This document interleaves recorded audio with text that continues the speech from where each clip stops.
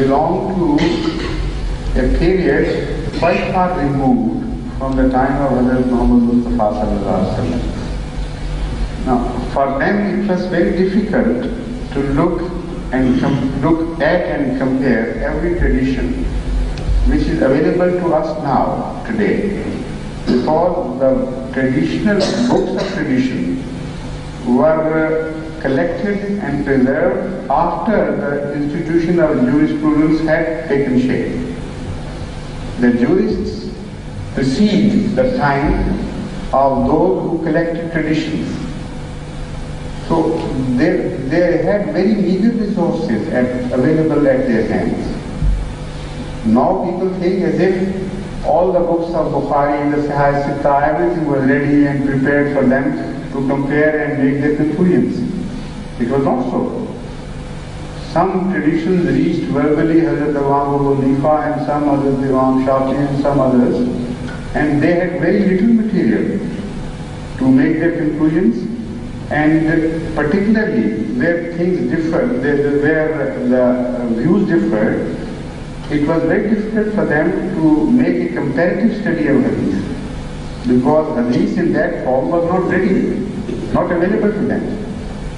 So they drew some conclusions from history, and the history of the apostasy at the time of Hazrat Abu Bakr was the leading factor in misleading them, because they could not analyze what was happening, and what they thought was that whoever said, "I am not Muslim," he was put to sword. It was not so.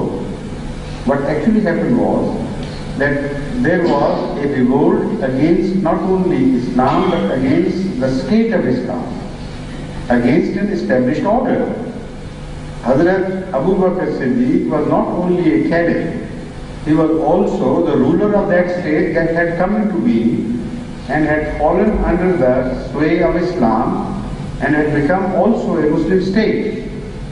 So any defiance of a state is punishable to the extent that defiance is made.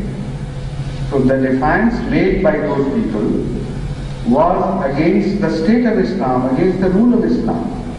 And they had in fact attacked or were amassing armies to attack Medina before ever Hazrat Abu Bakr thought of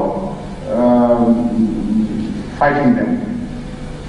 So from that, this inference that the punishment of apostasy is death is totally an erroneous and wrong inference.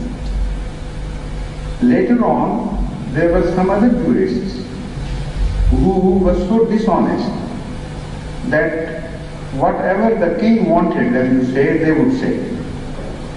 And to such jurists of minor type, but still they were, played havoc with the life and property and honor of the Muslims.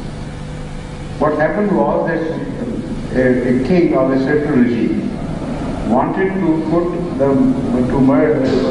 to death his opponents, and he would call the jurists of his own choice and would say, look here, this is their belief. Do you consider this is Islamic or un-Islamic? They would say, obviously it's un-Islamic, because they would read the mind of the ruler. He said, so what about the punishment of apostasy? That, of course. So they were slaughtered mercilessly. Even they are known to have been dug out of their graves if they could not be slaughtered in their lifetime, and hanged afterwards, after they had died many, many years before, and put to death for apostasy. So this was the medieval dark period of Islam, of which one can be only ashamed and can't be proud of. The brightest period, the most shining and dazzling period was the time of Hazrat Muhammad Mustafa sallallahu alaihi wasallam. There the punishment for apostasy was not, as you have mentioned yourself, death or killing in any form.